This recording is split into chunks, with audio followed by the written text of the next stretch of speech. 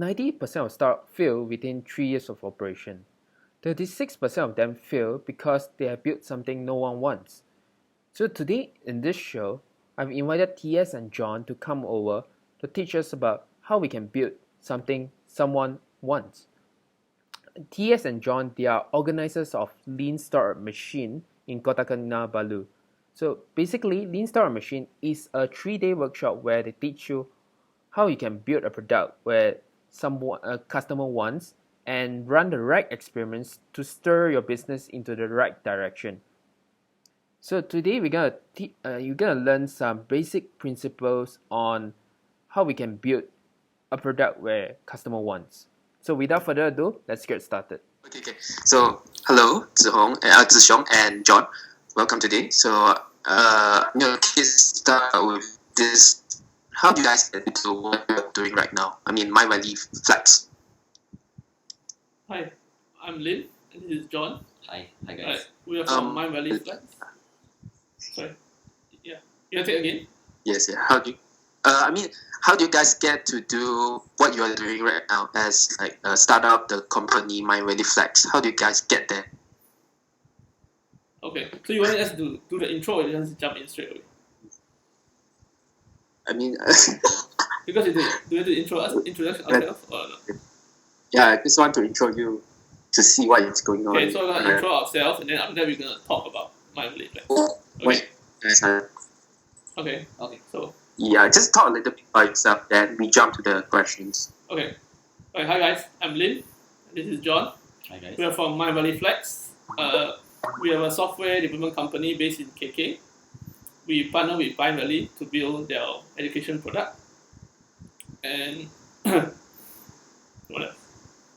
And well, it depends. You start with the. It's too long. The story is too long. Be simple. Okay. Right. Okay. I'm very interested to hear the story actually, but okay, never mind. Let's jump into the question right now.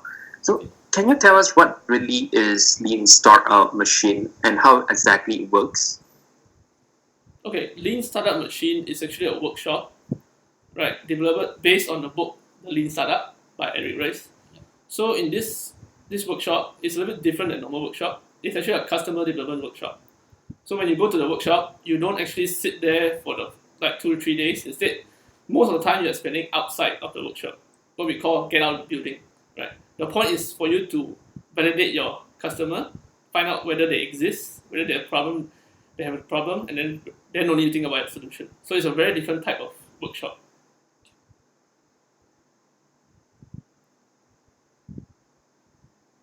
So next one is how do you get yourself involved? How do you exactly? Okay. Yeah.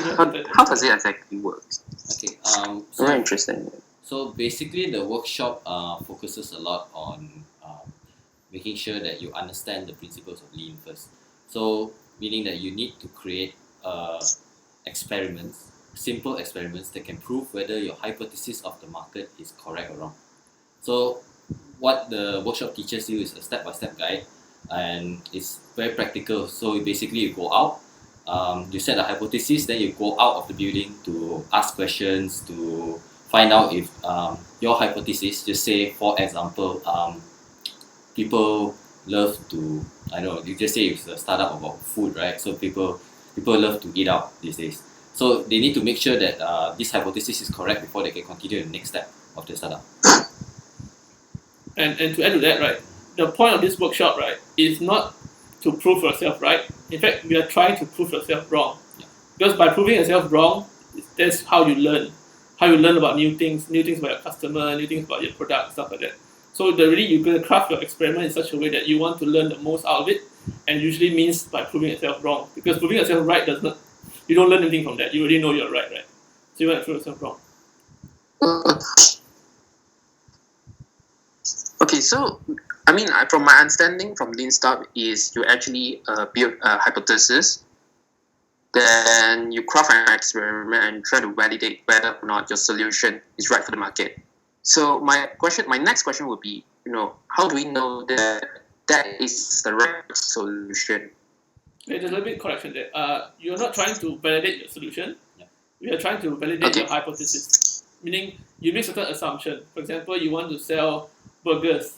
So the assumption here you want to make is that people actually eat burgers. Right? They may sound funny, but maybe in that area people don't like to eat burger. So in that sense, you're trying to validate your assumption, and only when your assumption is proven correct, then you can learn and then can proceed to the next step. If you're proven wrong, then you need to change the assumption, meaning maybe not selling burgers, maybe you target different type of people, stuff like that. So the solution come much later. In fact, solutions only come after you have proven yourself that the market exists. Then you pitch solution and try to find a product market fit. So you actually find out about the assumption or the problem of the market. Am I right to say that? Yes. Correct. Yeah. So how do you know that that is the right problem, right hypothesis? Because sometimes I do think that people might kind of get craft the wrong hypothesis and get themselves to the wrong direction entirely. So how do you get the right hypothesis? But this is a little bit more art than science, right? There's not really one way of doing it. But generally, the way people make a mistake is that they try to prove themselves right. So when you start from that angle, you usually craft a wrong type of experiment because you're just trying to prove yourself correct. You need to try to prove yourself wrong. Yeah, and I think that's the beauty of Lean Startup Machine is because this workshop actually isn't about proving yourself right, like he said, but it's more about a process of discovery. So like you said, crafting a hypothesis is difficult, and I think that is a very rightful problem lah. It's actually a difficult thing. So therefore, it actually focuses more on the tools for you to discover what the current market around you wants. So meaning that you do have a hypothesis, most probably is wrong because you have never spoken to your customer. So in the process of asking probing questions about like, okay, what do you think of this or what do you think of that? Then slowly you do understand that other problems that the customer have will crop up. And this is how you continue to experiment to craft and to finally find out exactly what your target market needs. Mm-hmm. Okay, so what you are doing is essentially crafting an experiment to prove yourself wrong. Is there any criteria for this experiment? How to prove yourself wrong? Because okay. How do you prove yourself wrong? Because when you come up with a hypothesis, right, it's all really assumption. It's all like what you assume has happened. So with something called that riskiest assumption, which is why you're talking about putting yourself wrong. You're gonna pick the riskiest assumption, meaning like if you're selling food, you have to assume people are gonna eat. That's the riskiest assumption. In the sense that if people don't eat, your entire business model fails. So that's why you have to find the assumption that will really destroy your business model and then validate on that point onwards. Because if that one fails, there's no point doing anything else.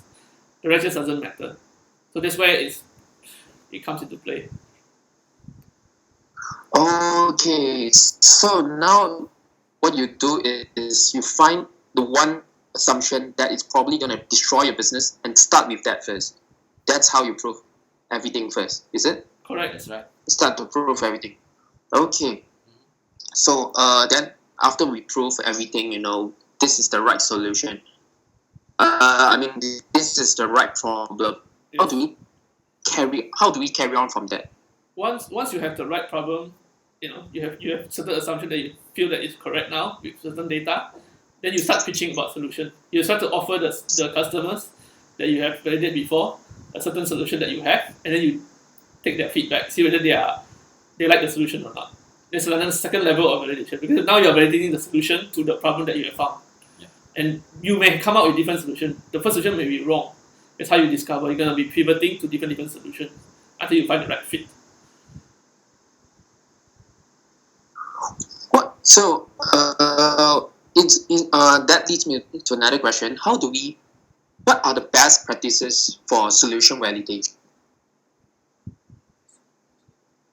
The best, I think, in Lean Startup, we teach people to go out there and get things like what we call currency, right? Basically, we want to collect something from the customers. We want them to give something in either their money, which is the best, or their email, their contact number, because you want certain type of exchange from them.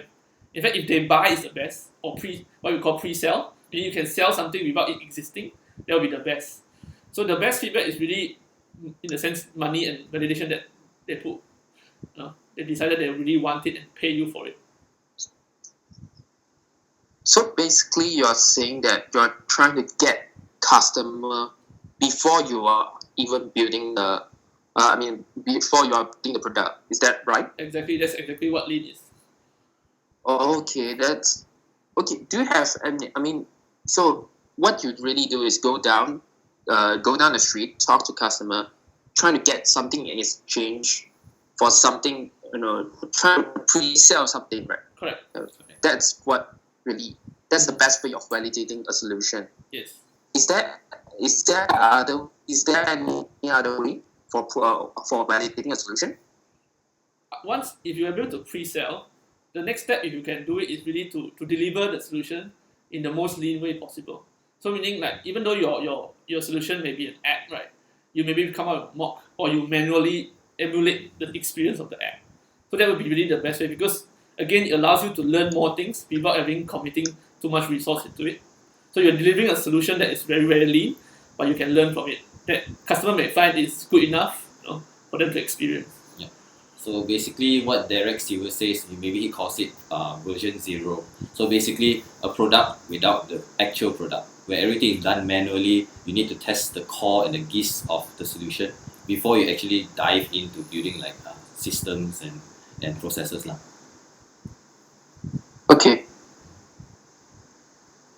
So I also know that I read the Lean Startup book, and I also know that there's such thing called vanity metrics. Can you run us through what is the right metrics? What is the right measurement that we should measure? What's the right thing we should measure? What's the criteria of it? This is very different for different type of business model. Mhm. The whole point of vanity metrics is basically sometimes we take the wrong number. We are optimizing on the wrong number. For example, like a simple example is like most web applications have this registered users number, right? So if you take that number as your metric to measure, and then you just keep growing it, and you forget that actually people after that sign up they never come back, then in that sense that metric is vanity because it doesn't mean anything. It can be 2 million, it can be 2 billion, but if no one comes back, it's ultimately useless. So in this case, maybe you would want something like active users or active monthly users, stuff like that. That is more reflective of the engagement for your particular app. Is there a criteria, like a certain condition that say that, this is vanity metrics and this is the right metric that you should measure? Is there one condition or anything like that, to say that this is the one?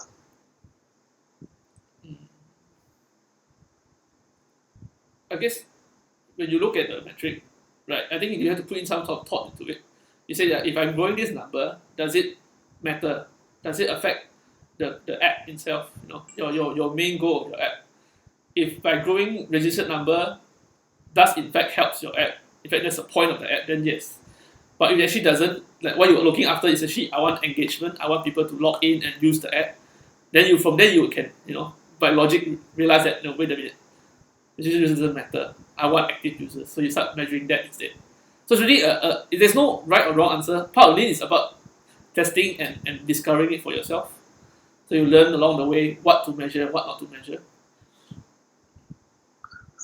So actually you're trying to so the metrics that actually affects your app or maybe even revenue is the right metric. Can I say? Am I right to say that? Come again. If the metrics that you're measuring is affecting your revenue or even the ultimate goal or like the goal of your app, that is the right metric. Am I right to say that?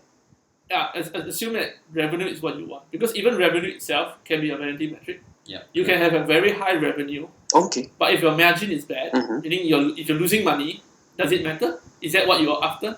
Because there are a lot of companies that actually have big revenue but they don't make any money. In fact, they're losing money because what they're after is not the revenue per se. They're after users. They have some sort of game plan in the future that the users they can convert into a future revenue stream. So they're playing a long game in that sense. So it's really up to your business and your app. I think you should just pick the metrics that suit your goal for the current season of the app. So just say if you're in the beginning, like they always talk about the story of how Hotmail become hot, right? Because they added Okay. they added something like a signature below where they say that this is sent by Hotmail, something like that. So if if you want to measure right metric, is that you should measure how many people click on that link to sign up. Then you find out how effective your strategy is. So that's one of those metrics that actually matter in the growth of the app during that time. Okay. Alright. I'm gonna jump to the next question. That would be what are the common mistakes that people are making when they're using the lean startup? Yeah. What are common mistakes that you've seen that people are making when they're using lean startup methodology? Okay, so lean startup is basically a customer development methodology, right? So your goal is to find out whether the customer exists, what problem they have, and then hopefully come up with a solution for them. Too many people come in with a solution in mind already, right? They already know for a fact that, oh, I have this solution, I know that problem exists, I think there's customer out there. And they go in lean startup by fitting everything they have in their mind into lean startup. So making it very, very difficult for them to validate because they refuse to believe certain validation result, or they'll craft experiment that is skewed towards the result they desire. So what you really want to come in is really come with an open mind. Right? Again, come yourself to prove yourself wrong, so to speak. Right? You don't have to be wrong all the time, but in the sense that you don't come with confusion bias. Don't come in trying to find all the evidence that points to why your solution is the greatest. But rather, take a step back, start with the customer, then the problem, and then the solution. Any other mistakes that you have seen people are making it? Maybe to add on to that is that because a lot of lean startup machine is about talking to customers. So in the way you present yourself to customers is actually very important. Like just say if you are searching for something which, like he said, to confirm your bias, right? Customers will be very inclined to reply you in the same way, in the way that you want them to reply, which is actually not the goal. The goal is to find out as many things as possible. So you need to prepare yourself. A lot of people, they don't prepare their questions properly. Like they don't craft the questions in a way that is as open as possible. It helps connect to the customers. It helps customers to lead on to different things that could be related to the problem that you are trying to solve. So a lot of people, they go there, they just want to finish the experiment, meaning that, okay, they say they want 17 out of 20 people to say, yes, I want this. So they put questions that are just so limited that basically make people kind of say yes, but they don't want to open themselves up to just say finding out what other things maybe matter more to them. Because sometimes it could be a problem, but maybe it's a small problem. So in the end, you're kind of wasting your potential because your experiment requires you to go out and talk to people. So it's a waste. You go in, you ask them 3 questions, and then oh yes, I'm done. Let's move to the next experiment. So I think this is usually the most common problems that they face. Okay. Since we are talking about interviewing customer, what are the best practices to interview the customer, the potential customer, so to say? Like John has said just now, is to be open-minded, to ask questions that is open-ended, that you don't try to force them to certain opinion. You want to discover. It's more like exploratory. You want to discover certain things about them. In fact, a lot of times in the successful team that run LSM, they will ask questions that they discover something new during the interview they have with the customer. They may have originally have certain assumption of the problem, but after talking to them for a while, they realize, okay, wait a minute, there's something else here. So there's a lot of time they pivot to something else completely different because they talk to customer. So really, the LSM trying to teach you that by talking to people, you'll be able to understand them more. You have some sort of empathize with their problem, and then from there you come up with better solution because you know their problem instead of trying to assume from your end. Is it possible that you sort of give some sample questions on how to interview this? I can get a feel on how it should be cropped. Let's go back to the food example, going out and eat. How would you craft the questions?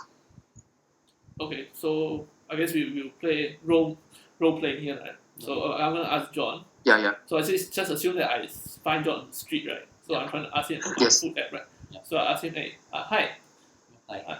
I'm Lim. So Okay. so name. Hi, my name is John. Right. So okay, I am trying to find out, right, if people like to, I'm trying to make a food store. What kind of food do you like?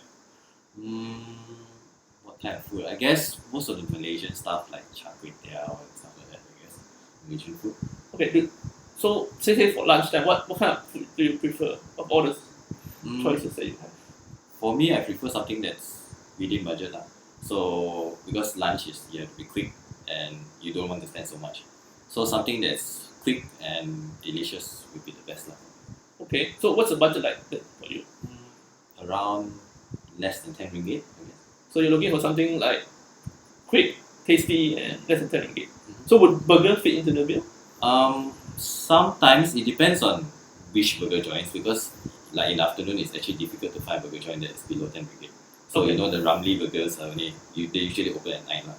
Okay. So it might and might not fit the bill, but depending on how accessible and whether it fits the budget. So, okay, say if they deliver it to you, would that help? But wouldn't delivery cost a lot more? Because I mean, who wants to deliver one burger to this one person? Some office. Okay, fair enough. Let's say, in terms of burger, what other food that you think is more fitting for your lunch plans?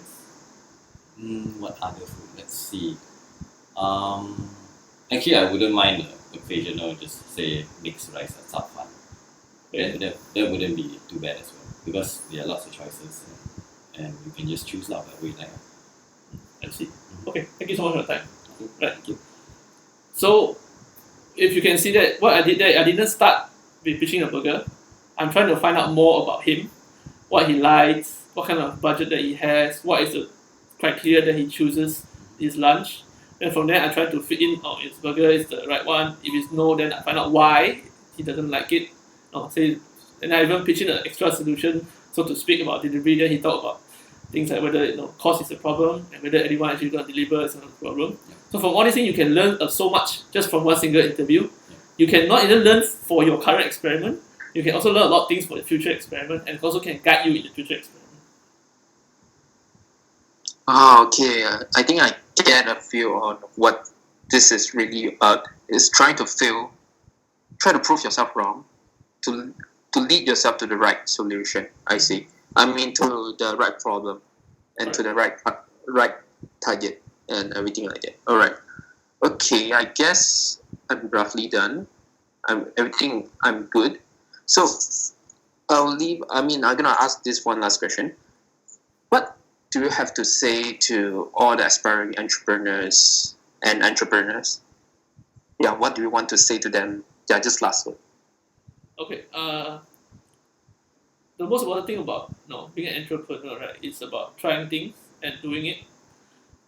Try to do something, meaning try to get out of your head. Because entrepreneurs usually have a lot of ideas, right? Everything they see, they come up with new ideas. Probably have 10, 200 ideas a day. But what matters and what sets entrepreneurs successful apart is they actually take action. Because again, Lean Startup is about taking action. Right? You want you to go out there and talk to your customer. That is action number one. Do your idea have a market? Right? Talk to the people. Stop playing role playing or whatever game crafting in your head. Get it out there. Start doing it. John? Okay, for me, I think what's important for entrepreneurs is that they need to be open with whatever idea they have. I think a lot of people in Asian countries, we have this issue where we want to keep our idea because we believe it's $1 million idea. But as everyone in the startup world knows that ideas, there's no $1 million idea, there's only $1 million execution. So basically what you need to do is to try to talk to more people and be open enough for people to tell you that your idea sucks. So that way you actually don't hold on to your idea like it's your baby, but your true goal is to actually start a real business that people really crave. That creates value for people. And the second thing I think is that don't jump ahead of yourself. I think a lot of entrepreneurs, they have this thing where okay, so now I have this ultra powerful Uber app or this thing. Let's figure out what we need to build and figure out all these things, and then you realize that it's going to take 6 months to a year to 2 years or maybe 5 years, I don't know. And you then start doing all these things where you think that you should just hide in stealth, get funding and all these things. Then when you launch, people are like, this doesn't connect to me, and then you get a failed business. that is like maybe 5 years in. Like there's no point for that. So I think don't get ahead of yourself. Try to do things one step at a time. I think that's the key. Okay, all right, thank you. Okay, thank you for your time today. I really appreciate that, and we really learn a lot. And thank you, thanks again. All right, thank you. No problem. No problem. I hope it helps. Okay, okay.